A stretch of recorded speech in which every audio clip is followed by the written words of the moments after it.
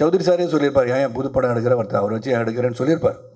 அதனால் என் குருநாதர் தான் வரும். ஆனால் அவர் சொல்லியிருப்பார், ஏன்னா வெயிட் பண்ண வேண்டாமல் ஒரு நடிகனுக்காக எதுக்காக காத்துட்ருக்கீங்க, அது ஒரு பாசிட்டிவ் கேரக்டர், ஒரு இன்ஸ்பெக்டர் கேரக்டர் தானே அப்படின்னு சொல்லியிருக்கலாம். ஆனால் அன்று அந்த ரவிக்குமார் அவர்கள், இன்னும் சொல்கிறேன், it's very nostalgic emotional to me, நீங்கள் தான் நடிக்கிறீங்கன்னார். அது 6 மாதம் ஆகட்டும், 1 வருடம் ஆகட்டும், என்னுடைய முதல் படத்தில் உங்களை புக் பண்ணிட்டேன், நீங்கள் தான் நடிக்கிறீங்கன்னு சொன்னதுக்கு என்னுடைய அந்த படத்தை நடிக்கும் போது 2 பேருக்கும் பெரிய தகராறு. அந்த மாதிரி தகராறுலாம் கலை உலகம் பார்த்துக்க முடியாது. அதான் சண்டை போட்டவும் இருக்கும், வரும், வராதுன்றது தான். நான் வந்து இதை சொல்லணும், ஏன்னா இதெல்லாம் சில விஷயங்கள் வந்து எப்படி வந்து இருவர்கள் உறவோடு இன்றும் பயணித்து கொண்டிருக்கிறோம்னு சொன்னால், இந்த கொடுக்கல் வாங்கல், compromising with each other, give and take policies. ஏன்னா 1000 பிரச்சனைகள் வரும், பிரச்சனை வராமல் இருக்க முடியாது.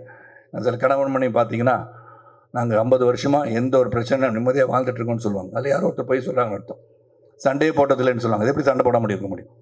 சண்டை போட்டுட்டு தான் வர முடியும். நான் 11 மணிக்கு வீட்டுக்கு வரேன்னு சொல்லிட்டு வந்தால் நீங்கள் போக முடியாது. அதுக்கு ஒரு பிரச்சனை நடக்கும், பஞ்சாயத்து நடக்கும், முக்கியமாக ஒருத்தர் வரான்னு சொன்னீங்க, வரமாட்டீங்களா நீங்கன்னு கேட்பாங்க. அதுக்கு எனக்கு பஞ்சாயத்து பண்ணுறதுக்கு ஒருத்தர் இருக்கா நாட்டாமல் என்னுடைய ரவிக்குமார் தான். ஸோ எனக்கு வந்து இப்படி வந்து அந்த நான் புரியாதே வந்து வந்தேன். 6 மணிக்கு கால் ஷீட் போட்டிருந்தார், 6 to 2 நைட்டில். நான் வரும்போது ஒன்றும் காலதாமதமாக வரல, காலையில் 1 மணிக்கு வந்தேன். அவர் போச்சு இல்லையா அப்படின்ட்டார். அது நான் அவரை போச்சு இல்லையா அப்படின்னு நான் சொல்லிட்டேன்.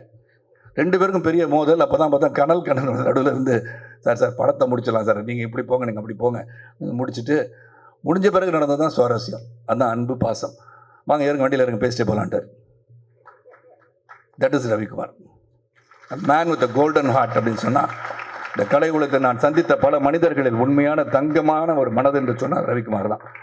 அதே மாதிரி விக்ரமன் சார், சூரியவம்சம் கூட மிகப்பெரிய ஒரு அளவுக்கு என்னை உயர்த்தியவர் தான். அதுவும் விக்ரமன் சாரும் ரவிக்குமார் வந்து நீங்கள் இந்த படத்தை நடிக்கிறீங்கன்னா எனக்கு கதையை பற்றி எனக்கு கவலையே கிடையாது.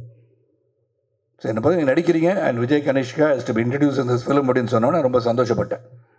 அதில் எந்த ஒரு மாற்று கருத்தும் கிடையாது.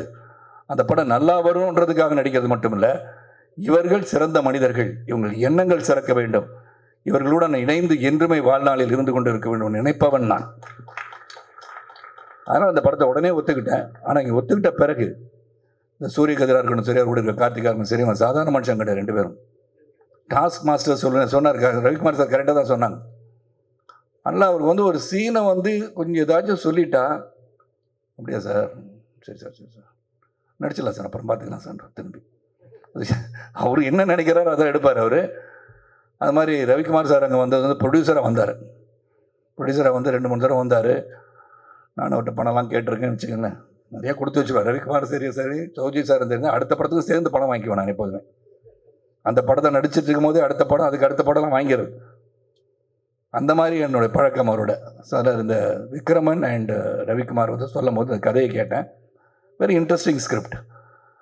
அதில் வந்து கௌதம் வந்து ஒரு 20 கொலை, சாரி சொல்லக்கூடாதுல்ல கதையை, சொல்ல சார் அவர் 20 கொலை 21 கொலை பண்ணுறாரு. ஆக்சுவலாக நம்ம சொல்லிடக்கூடாது, இருந்தாலும் சொல்லிட்டேன். சூர்யா தப்பாக நினச்சிக்க.